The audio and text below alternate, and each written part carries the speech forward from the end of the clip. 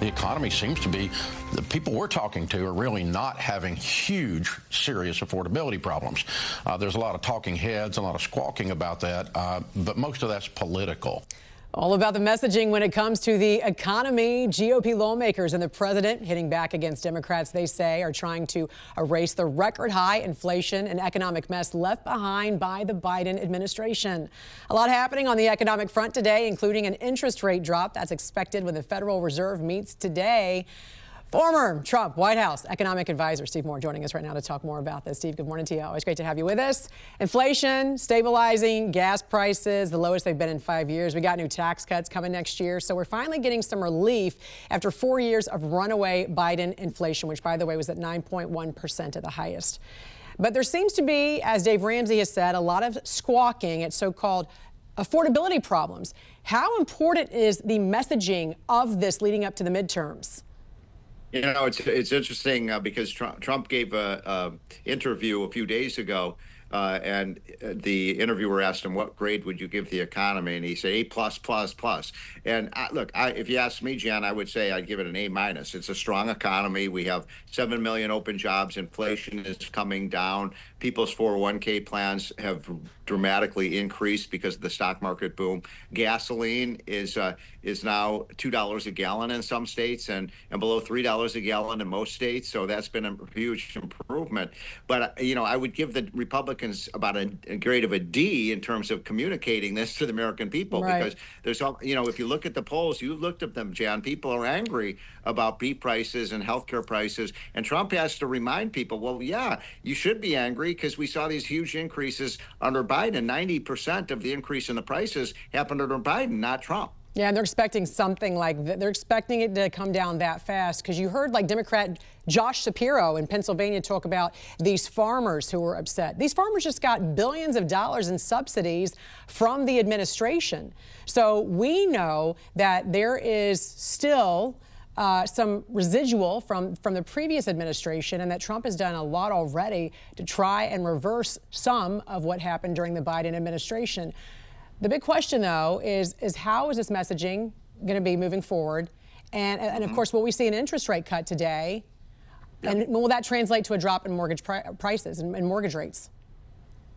Well, first of all, if you just look at the objective evidence on affordability, just the official statistics, the average family just this year has had about a $1,200 real increase. That's after inflation increase in their income. So objectively, people have more affordability, not less. But people tend to psychologically focus on the things that are going up in price, not the things that are going down in price. And so I think that explains a little bit of it. Yes, Jan, we will get a rate cut today. I would say that with about 90% certainty. I think it'll be a 0.25 percentage point reduction in the interest rates by the Fed. It'll provide a little bit of a boost in the economy. It'll help a little bit. We want to make sure that we don't cause any more inflation like we had under Biden. So I think that's the right call today, a 0.25 point reduction in the interest rates, and that announcement will be made this afternoon. Yeah, this could certainly help the housing market and help with working families. Speaking of which, I read your piece in the Wall Street Journal that you had with Arthur Laffer about a way to use the tariff revenue. You've been advocating for this temporary 5-point cut to the, the 15.3% payroll tax. I saw your reasoning here because that would give every worker an immediate raise and help bring down prices. So walk us through why a payroll tax cut boosts the supply side of the economy and helps working Americans more than just handing out, a stimulus check for $2,000 like the past administrations have done.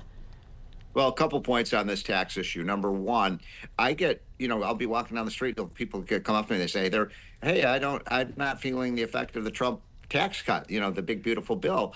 And I want to remind your viewers, Jan, that really starts to kick in January. In a few weeks, people will see the no tax on tips, no tax on Social Security. All those things start on January 1st.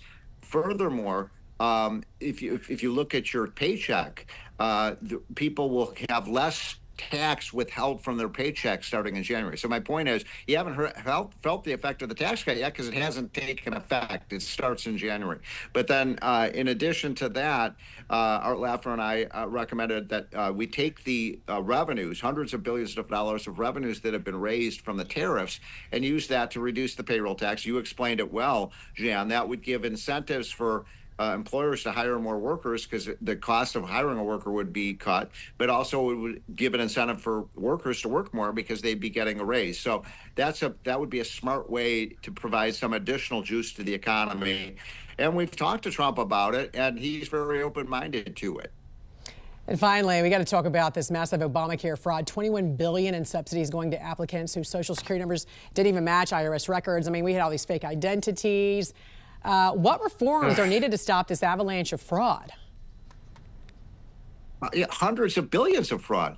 You know, it's unbelievable. And by the way, the blue states, like Illinois and New York and New Jersey, they're refusing to comply. So what Trump has said is, you know, you've got to show us your records that these people are getting food stamps and Medicaid, are actually eligible for the program. 21 states have refused to comply.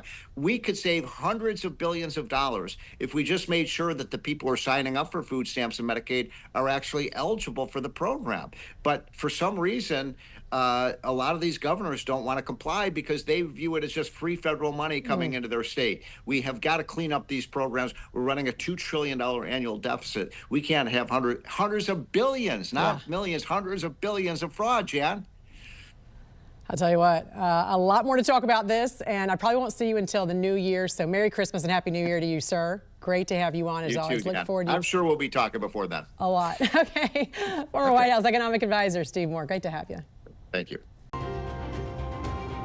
Following President Trump's address on his economic wins, GOP Congress members are hitting their districts hard to show how far the economy has come from the days of Biden's record inflation, sky-high prices, and high interest rates. And that includes Florida Congressman Randy Fine, who's going to be speaking to voters at an online town hall event tonight. And he joins us this morning. Good morning to you, Congressman. Welcome back here to the National News Desk. How are you going to showcase Trump's economic milestones to your residents?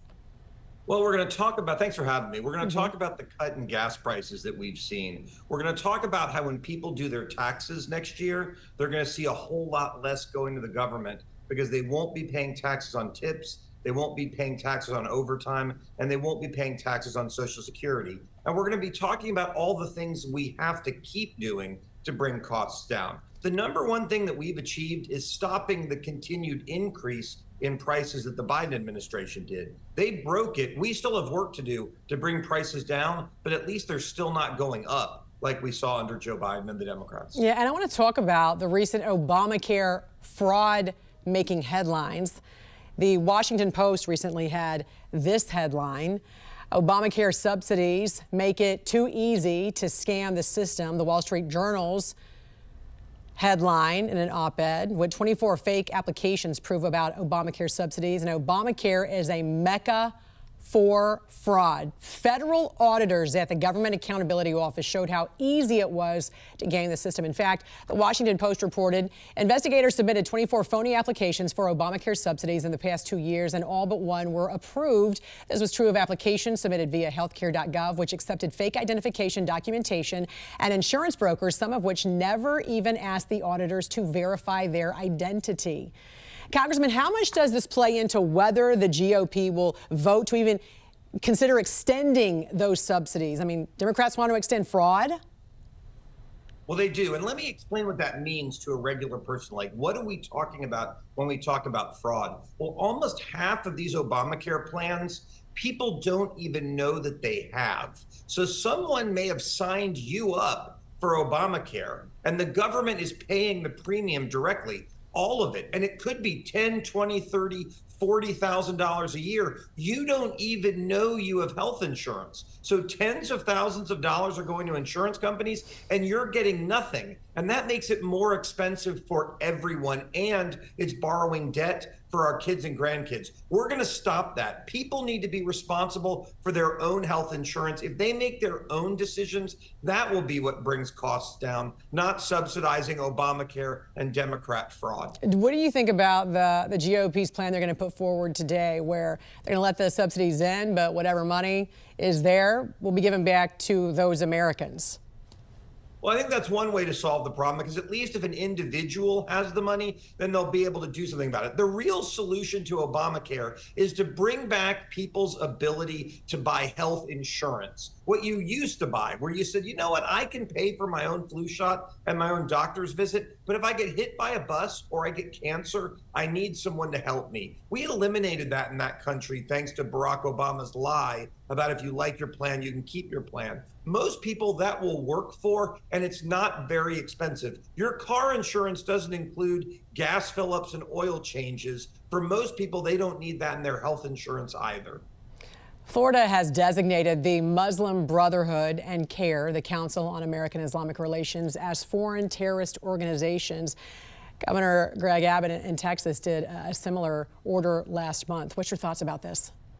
Well, I was proud to lead this fight. When I was in the Florida legislature last year, we passed a bill in the Florida House to do exactly this. There is no question that CARE is a Muslim terror front group that is trying to undermine our societal institutions by making Americans hate each other and bringing Sharia law to the United States. In Dearborn, Michigan, where they took power, their mayor said Christians were no longer welcome. In Minneapolis, they want the call to prayer at 5 o'clock in the morning. This is a Judeo-Christian nation. There's no room for this crap. And I'm very glad that Governor DeSantis and Governor Abbott are doing what they're doing. All right, where can folks see your town hall online tonight?